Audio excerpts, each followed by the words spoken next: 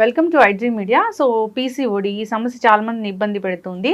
అయితే దీన్ని diet and యోగాతోనే check పెట్టవచ్చు. వివరాలు తెలుసుకుందాం. ఈరోజు మనతో పాటు ఉన్నారు ప్రముఖ dietitian and yoga instructor Nanditha గారు. మేడం నమస్తే అండి. నమస్తే అండి. ఎస్, జనరల్గా చూస్తే ఈ పీసీఓడి సమస్య చాలా మందిని ఇబ్బంది పెడుతుంది. సో దీన్ని అలా వదిలేస్తే, ట్రీట్ చేయకుండా వదిలేస్తే రకరకాల ఇష్యూస్కి అది దారితీస్తుంది.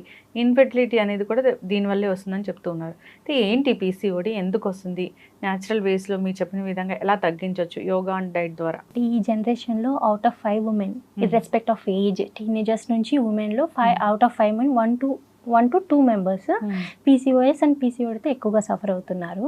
సో పీసీఓఎస్ అండ్ పీసీఓడి అంటే ఫస్ట్ చూద్దాం. పీసీఓడి అంటే పాలిసిస్టిక్ ఓవేరియన్ డిసీజ్ అనమాట. సో మన ఓవరీస్ ఏం చేస్తాయంటే ఇమ్మెచ్యూర్ ఎగ్స్ అనేటివి రిలీజ్ చేస్తాయి. సో అండ్ మన ఓవరీస్ అనేది స్వోలన్ అవుతాయి.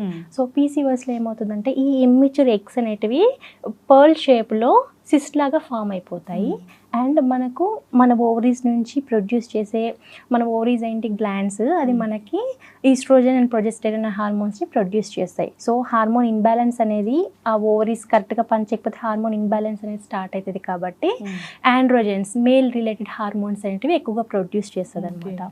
సో దీనివల్ల మనకి ఏమవుతుంది, హార్మోన్ ఇన్బ్యాలెన్స్ అనేది వచ్చి irregular periods and prolonged periods రావడము, లేకపోతే పీరియడ్స్ ఆగి రావడము, వెయిట్ గెయిన్ అయిపోవడము, ఇవన్నీ సిమ్టమ్స్ అబ్నార్మల్ గా ఉంటుంది. కానీ పీసీఓఎస్తో సఫర్ అయ్యే ప్రతి ఒక్కరూ మనము ఇర్రెగ్యులర్ పీరియడ్స్ ఉన్న వాళ్ళకి కానీ, లేకపోతే కన్నా స్కిప్డ్ పీరియడ్స్ వీళ్ళకి ఉన్న వాళ్ళకంతా పీసీఓఎస్ అని కరెక్ట్గా చెప్పలేము. But one of the reason అని కూడా అవ్వచ్చు. సో థైరాయిడ్ ఉన్న వాళ్ళకి కూడా ఇర్రెగ్యులర్ పీరియడ్స్ వస్తాయి, స్ట్రెస్ ఎక్కువగా ఉన్న వాళ్ళకి కూడా ఇర్రెగ్యులర్ పీరియడ్స్ వస్తాయి. అన్ని పీసీఓఎస్ అని చెప్పలేము. పీసీఓఎస్కి మనము గైనకాలజిస్ట్ని కన్సల్ట్ అయ్యి మన ఎగ్జాక్ట్ ప్రాబ్లం అనేది మనం చెప్తే వాళ్ళు మన సిమ్టమ్స్ని బట్టి ఎగ్జామినేషన్ చేస్తారు. సో అల్ట్రాసౌండ్ చేయడం వల్ల కూడా మనకు పీసీఓఎస్ ఉందా, పీసీఓడి ఉందా అనేది తెలుసుకోవచ్చు అనమాట. పీసీఓడి ఏంటంటే స్టార్టింగ్ స్టేజ్. సో ఎందుకంటే ఓవరీస్ స్వోలెన్ అవుతాయి అండ్ ఇమ్మెచ్యూర్ ఎగ్స్ అనేటివి రిలీజ్ అవుతాయి. సో అది ఎక్కువ అయ్యేసరికి అవేంటి సిస్ట్ లాగా ఫామ్ అయిపోతాయి ఓవరీస్లో. సో ఓవరీస్ పైన సిస్ట్ లాగా ఫామ్ అయిపోతాయి కాబట్టి పీసీఓడి కన్నా పీసీఓఎస్ ఇన్ఫెర్టిలిటీకి ఎక్కువగా కాజ్ చేస్తుంది. కానీ ఇన్ఫెర్టిలిటీ ఉన్న వాళ్ళకంతా పీసీఓఎస్ ఉందని చెప్పలేము. బట్ పీసీఓఎస్ ఉన్న వాళ్ళకైతే హార్మోన్ ఇన్బ్యాలెన్స్ ఉంటుంది కాబట్టి మన బాడీలో మెటబాలిజం అంతా చేంజ్ అయిపోతుంది, కొలెస్ట్రాల్ లెవెల్స్ అబ్నార్మాలిటీగా ఉంటుంది, ఫ్యాట్ లెవెల్స్ అబ్నార్మాలిటీ అయిపోతాయి, వెయిట్ గెయిన్ అవుతాం, అండ్ లో గ్రేడ్ ఆఫ్ ఇన్ఫ్లమేషన్ కూడా మన బాడీలో స్టార్ట్ అవుతుంది అనమాట. సో ఇవన్నీ మనకి పీసీఓఎస్ లేకపోతే పీసీఓడి ఉండడం వలన వచ్చే సిమ్టమ్స్ అండ్ వచ్చే ప్రాబ్లమ్స్ మన బాడీలో ఇవన్నీ ప్రాబ్లమ్స్ అన్ని స్టార్ట్ అవుతాయి. కాబట్టి ఈ పీసీఓఎస్ అండ్ పీసీఓడి మనము కంట్రోల్ చేసుకోవడం వల్ల ఇన్ఫెర్టిలిటీ అనేది కంట్రోల్ చేయొచ్చు. ఇది రెగ్యులర్గా పీరియడ్స్ అనేటివి వస్తూ ఉంటాయి. అండ్ మన పీరియడ్స్ రావడానికి ఈస్ట్రోజన్, ప్రొజెస్టెరాన్ హార్మోన్స్ ఎంత ఇంపార్టెంటో ఎస్పెషల్లీ మనం ఉమెన్లో చూస్తూ ఉంటాము. మనకి 45 years to 50 years వరకు 45 to 50 years మెనోపాజ్ అనేది వస్తూ ఉంటుంది. సో మనకి ఈస్ట్రోజన్ హార్మోన్ కరెక్ట్గా ఉండవలసిన దాంట్లో ఉంటేనే, బ్యాలెన్స్డ్గా ఉంటేనే మనకి పీరియడ్స్ అనేవి రెగ్యులర్గా వస్తాయి. సో ఈస్ట్రోజన్ హార్మోన్ మన బాడీలో కరెక్ట్గా ప్రొడ్యూస్ అయితేనే, కంపేర్ టు మెన్, ఉమెన్కి హార్ట్ ప్రాబ్లమ్స్ తక్కువ ఉంటాయి. ఎందుకంటే బికాస్ ఆఫ్ ఈస్ట్రోజన్ హార్మోన్స్. మన బాడీలో కొన్ని హార్మోన్స్ అనేటివి మనకి హార్ట్ ప్రాబ్లమ్స్ రాకుండా కొలెస్ట్రాల్ లెవెల్స్ని కంట్రోల్ చేస్తుంటాయి. కాబట్టి దాంట్లో ద మెయిన్ వచ్చి ఈస్ట్రోజన్. సో ఈస్ట్రోజన్ అనేది మనకి ఓవరీస్ నుంచి ప్రొడ్యూస్ అవుతుంది. సో ఆ ఓవరీస్ అనేది హెల్దీగా లేనప్పుడు హార్మోన్ ఇంబ్యాలెన్స్ స్టార్ట్ అయిపోయి అన్వాంటెడ్ హెయిర్ గ్రోత్ ఉంటుంది. సో లిప్స్ మీద కానివ్వండి, చిన్ మీద ఉంటుంది. దీంతో పాటు మనకి irregular periods, of course irregular periods వస్తే మనకి ఏమవుతుంది అంటే డెఫినెట్లీ వెయిట్ గెయిన్ అవుతాం అండ్ మెటబాలిక్ డిసార్డర్స్ స్టార్ట్ అవుతాయి, కొలెస్ట్రాల్ కూడా పెరుగుతూ ఉంటుంది అనమాట. సో వీటికి అంత reason PCOS and PCOD. So ఇప్పుడు పీసీఓఎస్ అండ్ పీసీఓడిని మనము కొన్ని లైఫ్ స్టైల్ చేంజెస్ చేసుకోవడం ద్వారా అండ్ డైలీ రొటీన్ ఎక్సర్సైజ్ కానీ లేకపోతే యోగా ప్రాక్టీస్ చేయడం ద్వారా మనము కంట్రోల్ చేసుకోవచ్చు. అంటే యోగాలో ఎలాంటి ఆసనాస్ ఉంటాయి దీనికోసము జనరల్గా ఎవరైనా ప్రాక్టీస్ చేసుకోవాలంటే? పవన ముక్తాసన సిరీస్ 2 ఉంటాయి, అబ్డామినల్ స్ట్రెచెస్ అనమాట. అవి పాద చక్రాసన అని, చక్కి చలనాసన, కొన్ని ఫ్యూ ఆసనాస్ ఉంటాయి. ఇవి డైలీ ఇంట్లో కూడా మనము ప్రాక్టీస్ చేసుకోవచ్చు. కనీసం 30 to 40 minutes అట్లీస్ట్ మనము మన హెల్త్ మీద ఫోకస్ చేస్తే మన హార్మోన్ ఇన్బ్యాలెన్స్ని బ్యాలెన్స్ చేసుకోవచ్చు. సో ఏంటంటే మనం యోగాలో మెయిన్గా ఏం చేస్తామంటే బ్రీత్ మీద ఫోకస్ చేస్తాము. అండ్ బ్రీత్ మీద ఫోకస్ చేసినప్పుడు ఏమవుతుందంటే ఆక్సిజన్ సప్లై ప్రతి ఒక్క ఆర్గాన్కి కరెక్ట్గా వెళ్తుంది. సో మనకి ఏంటంటే యోగా అనేది మన inner ఆర్గాన్స్కి just like massage.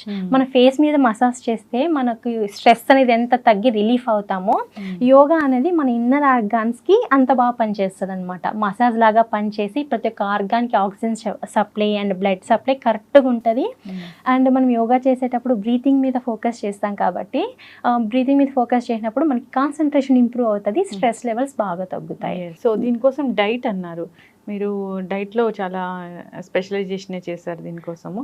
So ఎలాంటి డైట్ తీసుకుంటే మనం ఈ పీసీఓఎస్ని తగ్గించుకోవచ్చు? సో మనకి ఏంటంటే మెయిన్గా ఇప్పుడు పీసీఓఎస్ ఇప్పుడు ఈ జనరేషన్లో ఎక్కువగా రావడానికి గల కారణం మన ఫుడ్ హ్యాబిట్స్, లైఫ్ స్టైల్ మొత్తం చేంజ్ అయిపోవడము, నిద్ర కరెక్ట్గా లేకపోవడము, స్ట్రెస్, ఇవి మెయిన్ కాజ్ అనమాట. ఎందుకంటే మన బాడీ అనేది నేచర్ వైజ్ తీసుకుంటే ఒక రకంగా డిజైన్ చేయబడింది.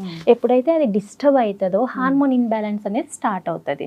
సో పీసీఓఎస్లో ఏంటంటే నిద్ర సరిగా లేకపోవడము, మనం తీసుకునే ఫుడ్ కరెక్ట్గా టయానికి లేకపోవడము, వాటర్ కూడా సరిగా తీసుకోకపోవడము, మనం తీసుకున్న ఫుడ్లో మన బాడీకి కావాల్సిన న్యూట్రియంట్స్ కరెక్ట్గా లేకపోవడం.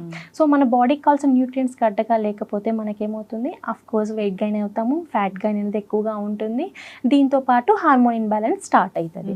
సో డైట్ అనేది కరెక్ట్గా తీసుకోవాలి. ఫర్ ఎగ్జాంపుల్ ఇప్పుడు మనం డైట్ గురించి మాట్లాడుకుంటే మనం తీసుకునే ఫుడ్లో అన్ని న్యూట్రియంట్స్ ఉన్నాయా లేదా అనేది చూసుకోవాలన్నమాట. సో ఈ ఫుడ్ మన బాడీకి కరెక్ట్గా వస్తుందో లేదో అని చూడడానికి మనకి balanced diet important. So balanced diet అంటే ఏంటంటే చాలామంది బ్యాలెన్స్డ్ డైట్ అంటే కన్ఫ్యూజ్ అవుతూ ఉంటారు. మనం తీసుకునే ఫుడ్లో 50 to 55% కార్బోహైడ్రేట్ రావాలి, 20 to 25% ప్రోటీన్స్ రావాలి, healthy fats omega-3 omega-6 fatty acids ఉండేటివి 20 to 25%, రిమైనింగ్ వైటమిన్స్ మినరల్స్ ఒక 10% వరకు రావాలన్నమాట. This is balanced diet. So మనం ఒక ప్లేట్ తీసుకుంటే దాంట్లో రైస్ క్వాంటిటీ ఎంత తీసుకుంటామో ఆ క్వాంటిటీకి తగ్గట్టు దాల్ ఉండాలి. ఎందుకంటే దాల్ ఎనీ నాన్ వెజిటేరియన్ అయితే ఎగ్ కానీ ఫిష్ కానీ ఇలా యాడ్ చేసుకోవచ్చు. ఎందుకంటే దాల్ కానీ నాన్ వెజ్లోనే మనకి ప్రోటీన్ వస్తుంది. ప్రోటీన్ వల్ల మనకి ఏమవుతుంది, మన బాడీలో హార్మోన్స్ని ప్రొడ్యూస్ చేయడానికి protein main nutrient. So hormone ఇన్బ్యాలెన్స్ని బ్యాలెన్స్ చేయడానికి ప్రోటీన్ అనేది ఇంపార్టెంట్ కాబట్టి మన సెల్ గ్రోత్ని ఇంప్రూవ్ చేయడానికి, దీంతోపాటు హిమోగ్లోబిన్ లెవెల్స్ ఇంప్రూవ్ చేయడానికి, హెయిర్ ఫాల్ కూడా ఉంటుంది కదా, హెయిర్ ఫాల్ని కంట్రోల్ చేయడానికి, హెయిర్ గ్రోత్ కూడా మనకి ప్రోటీన్ అనేది ఇంపార్టెంట్. సో మనం డైలీ తీసుకున్న ఫుడ్లో మనకి ప్రోటీన్ ఎంత వస్తుంది అనేది చూడాలన్నమాట. సో ఫర్ ఎగ్జాంపుల్ ఒక 60 kg బాడీ వెయిట్ ఉందనుకోండి, 1 kg బాడీ వెయిట్కి 0.8 to 1 gram ఆఫ్ ప్రోటీన్ అవసరం ఒక డే ఫంక్షన్కి. ఎందుకంటే మనకి న్యూ రెడ్ బ్లడ్ సెల్స్ అనేవి ఇంప్రూవ్ అవుతూ ఉంటాయి, అండ్ మన మజిల్ గ్రోత్ ఇంప్రూవ్ అవ్వడానికి, అండ్ హార్మోన్ ఇన్బ్యాలెన్స్ మెయిన్గా బ్యాలెన్స్ చేయడానికి కూడా ప్రోటీనే ఇంపార్టెంట్. మనం తీసుకునే ఒక డేలో ఒక డైట్లో ఇవన్నీ ఉన్నాయా లేదా అనేది చూసుకోవాలన్నమాట. అంటే ఫర్ ఎగ్జాంపుల్ దాల్ అనుకోండి, దాంట్లో మనకి కార్బోహైడ్రేట్ వస్తుంది, ప్రోటీన్ వస్తుంది, రెండు వస్తాయి. సో ప్రోటీన్ రిచ్ ఫుడ్స్ కొన్ని ఉంటాయి, అంటే ఓన్లీ ప్రోటీన్ వస్తుందనే కాదు, దాంట్లో మిగతా మనకి ఇంపార్టెంట్ అయ్యే మైక్రో న్యూట్రియంట్స్ కూడా వస్తాయి అన్నమాట. ఎనీ డిసీజ్ కండిషన్ మన ఆర్గాన్లో ఫంక్షన్ కరెక్ట్గా ఉండడానికి మనకి micro nutrients, carbohydrate, protein, fat అనేది ఎంత ఇంపార్టెంటో మైక్రో న్యూట్రియంట్స్ కూడా అంతే ఇంపార్టెంట్. సో వెయిట్ గైన్ కానివ్వండి, ఎక్కువగా ఒబేస్గా సఫర్ అయ్యే వాళ్ళు, మనకి ఏదైనా డిసీజ్ మేనేజ్మెంట్లో మైక్రో న్యూట్రియంట్ రోల్ కూడా ఎక్కువగా ఉంటుంది. కాబట్టి ఆ మ్యాక్రో అండ్ మైక్రో న్యూట్రియంట్స్ మనం తీసుకునే డైట్లో నుంచి మనం వచ్చేటట్టు చూసుకోవాలి. సో ఫర్ ఎగ్జాంపుల్ ఒక ప్లేట్ మీల్ తీసుకుంటే కార్బోహైడ్రేట్ అంటే రైస్, దాంట్లో దాల్ ఉండాలి, అంతే క్వాంటిటీలో వెజిటేబుల్స్ తీసుకోవాలి. ఎందుకంటే వెజిటేబుల్స్లో మనకి కావాల్సిన వైటమిన్స్ అనేటివి వస్తూ ఉంటాయి. పాలు అండ్ మిల్క్ ఇష్టపడే వాళ్ళు కావాలంటే 1 cup కర్డ్ కూడా తీసుకోవచ్చు. కర్డ్ తీసుకుంటే మనకు కాల్షియం వస్తుంది, దాంట్లో ప్రోబయాటిక్స్ బాగుంటాయి. సో ప్రోబయాటిక్ తీసుకోవడం వల్ల గట్ హెల్త్ అనేది ఇంప్రూవ్ అవుతుంది. సో గట్ అనేది హెల్దీగా ఉంటే మనం తీసుకున్న ప్రతి ఒక్క న్యూట్రియంట్ అబ్జార్ప్షన్ కరెక్ట్గా ఉంటుంది అనమాట. సో ఫస్ట్ మనకి ఏంటంటే గట్ హెల్త్ ఇంపార్టెంట్. ఎందుకంటే ఈ రోజుల్లో 90% డిసీజెస్ గట్ వల్లే వస్తున్నాయి. First symptoms gastric, acidity, bloating, ఇవన్నీ మనకి మన గట్ అనేది హెల్దీ లేకపోతేనే వస్తుంది. ఆ గట్ అనేది హెల్దీగా ఉండాలంటే మనం తీసుకునే ఫుడ్లో ప్రీ అండ్ ప్రోబయాటిక్స్ అనేటివి ఉండాలి. ఎందుకంటే ఇప్పుడు మనం మాట్లాడుకున్నట్లు పీసీఓఎస్, పీసీఓడి ఇవన్నీ హార్మోన్ ఇన్బ్యాలెన్స్. సో ఈ హార్మోన్ ఇన్బ్యాలెన్స్ కూడా కొన్ని హార్మోన్స్ కూడా మన గట్లో అనేది ప్రొడ్యూస్ అవుతాయి. అండ్ కొన్ని మెయిన్ ఇంపార్టెంట్ న్యూట్రియంట్స్ కూడా అండ్ వైటమిన్స్ కూడా మన గట్లోనే ప్రొడ్యూస్ అవుతాయి. కాబట్టి అది గట్ అనేది హెల్దీగా ఉండాలి. ఆ గట్ అనేది హెల్దీగా ఎప్పుడు ఉంటుందంటే మనం తీసుకునే ఫుడ్లో బ్యాలెన్స్డ్గా ఉంటేనే. కొంతమంది కార్బోహైడ్రేటే తీసుకుంటూ ఉంటారు, ప్రోటీన్ తీసుకోరు. సో మనకేమవుతుంది, కార్బోహైడ్రేట్ తీసుకుంటాం, మనమైతే ఎక్కువగా రైస్ ఎక్కువ తీసుకుంటాము, మనం తీసుకునే క్వాంటిటీకి దాల్ కూడా అంత తక్కువ తీసుకుంటాం. కానీ రైస్ క్వాంటిటీ బట్టి మనం దాల్ కూడా తీసుకోవాలి. అండ్ దాంతోపాటు వెజిటేబుల్స్ తీసుకోవాలి, కర్డ్ యాడ్ చేసుకోవచ్చు, గ్రీన్ లీఫ్ వెజిటేబుల్స్ యాడ్ చేసుకోవచ్చు. That is balanced meal. So అలా బ్యాలెన్స్డ్ ప్లేట్ మనం యాడ్ చేసుకుంటే మనకి ఆకలి కూడా ఎక్కువగా అయ్యేది, ఫుల్నెస్ వస్తుంది, మన బాడీకి కావాల్సిన ఆల్ న్యూట్రియంట్స్ వస్తాయి. కాబట్టి పీసీఓడి మేనేజ్మెంట్లో balanced diet important. And carbohydrates అయితే 2 టైప్స్ ఉంటాయి, simple carbohydrates, complex carbohydrates. Simple carbohydrates అంటే మనము పొట్టు తీసేస్తాం కదా, మనం ఏదైనా ఫుడ్ తీసుకున్నప్పుడు రిఫైన్డ్ ఐటమ్స్ మొత్తం సింపుల్ కార్బోహైడ్రేట్ కిందకు వస్తుంది. సో రైస్లో మనం మళ్ళీ కొద్దిగా చేంజ్ చేసుకోవచ్చు. సింగిల్ పాలిష్డ్ రైస్ దొరుకుతుంది, అది కూడా మంచిదే. ఇప్పుడు డయాబెటిక్ రైస్ అని మన న్యూ వేరియేషన్ వచ్చింది, అది కూడా తీసుకోవచ్చు. దాంట్లో కూడా మనకి టేస్ట్ అయితే నార్మల్గానే ఉంటుంది, బట్ క్యాలరీస్ కానీ కొద్దిగా నార్మల్ రైస్తో పోలిస్తే కొద్దిగా తక్కువగా ఉంటాయి. డయాబెటిక్ వాళ్ళకి కూడా మంచిది, అది తీసుకోవచ్చు. సింగిల్ పాలిష్డ్ మంచిది. ఇప్పుడైతే రెడ్ రైస్ కూడా వస్తుంది. రెడ్ రైస్ ఏంటంటే మనకి మంచి హోల్ గ్రెయిన్ కదా, హై ఫైబర్ ఉంటుంది. సో ఫైబర్ ఎక్కువ తీసుకోవడం వల్ల మనకి గట్ మూవ్మెంట్ అనేది కరెక్ట్గా ఉంటుంది అండ్ ఫుల్నెస్ వస్తుంది. కాబట్టి మన బాడీలో ఫ్యాట్ మంచిగా కట్ చేసేది కూడా ఫైబరే.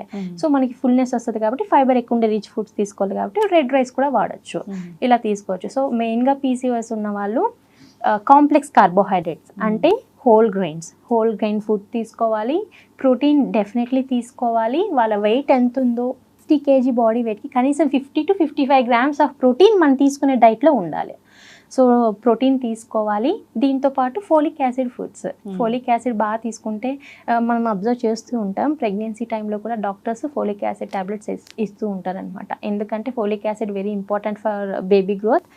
అట్ ద టైం మన యూటరస్ హెల్త్ని ఇంప్రూవ్ చేయడానికి ఇన్ఫ్లమేషన్ ఉంటుంది కదా, మన ఓవరీస్ అనేటివి ఇన్ఫ్లమేట్ అయిపోయి ఉంటాయి. సో ఆ ఇన్ఫ్లమేషన్ని మన న్యూ సెల్స్ని రీజనరేట్ చేయడానికి కూడా ఫోలిక్ యాసిడ్ చాలా ఇంపార్టెంట్. సో పీసీఓఎస్ కంట్రోల్ చేసుకోవాలి అనుకున్న వాళ్ళు కాంప్లెక్స్ కార్బోహైడ్రేట్స్, ప్రోటీన్ ఉండాలి, ఫైబర్ ఎక్కువగా ఉండాలి, దీంతోపాటు ఫోలిక్ యాసిడ్ బాగా తీసుకోవాలి. దీంతోపాటు at least daily 30 to 40 minutes exercise చేయాలి. ఎనీ ఎక్సర్సైజ్ మన కోసం మనం టైం స్పెండ్ చేసుకోవడంలో మన హెల్త్ మనం ఇంప్రూవ్ చేసుకున్న వాళ్ళం అవుతాం. ఎందుకంటే చాలామందికి ఎక్సర్సైజ్ చేయడానికి కూడా టైం లేదు అంటారు, but 30 to 40 minutes at least. Yoga అయితే చాలా benefit. Any hormone imbalance, thyroid కానివ్వండి, పీసీఓఎస్, పీసీఓడి, వీటికి ఉన్న వాళ్ళకంతా యోగా ద బెస్ట్ వే అని చెప్పొచ్చు. Through yoga we can cure. So diet plus yoga ఈ రెండు వల్ల మనము క్యూర్ చేయొచ్చు, ఇన్ఫెర్టిలిటీని కూడా తగ్గించవచ్చు. సో కొంతమందికి ఫైల్డ్ ఐవీఎఫ్ కూడా అవుతూ ఉంటుంది. సో డిసప్పాయింట్ అవ్వకుండా మన లైఫ్ స్టైల్ని చేంజ్ చేసుకోవాలి, కొద్దిగా ఫుడ్ హ్యాబిట్స్, దీంతోపాటు డైలీ రొటీన్ చేంజ్ చేయాలి. ఎక్సర్సైజ్, యోగా ఇలాంటివి యాడ్ చేసుకోవడం వల్ల 100కి అట్లీస్ట్ 100% చాలా వరకు చాలా మంది కేసెస్లో మనము పాజిటివ్ రిజల్ట్ తీసుకురావచ్చు. సో ఈ రెండు అయితే చాలా బెనిఫిట్ ఉంటాయి. ఖచ్చితంగా అండి, చాలా చక్కగా చెప్పారు. సో డైట్ అండ్ యోగా చాలా చక్కటి పరిష్కారాలను చూపిస్తాయి ఇలాంటి ఇష్యూస్కి. కొన్ని రకాల హెల్త్ ఇష్యూస్ అనేవి మందులతో అప్పటికప్పుడు క్యూర్ అయినట్లు లేదా తగ్గినట్లు కనిపిస్తాయి, కానీ అవి మళ్ళీ ఎప్పుడైతే టాబ్లెట్స్ మానేస్తామో మళ్ళీ వస్తూ ఉంటాయి. సో దీంతోనైతే పర్మనెంట్గా సొల్యూషన్ అనేది దొరుకుతుంది. ఇది ఒక లైఫ్ స్టైల్ డిజార్డర్ కాబట్టి చాలా చక్కగా చెప్పారండి. ధన్యవాదాలు.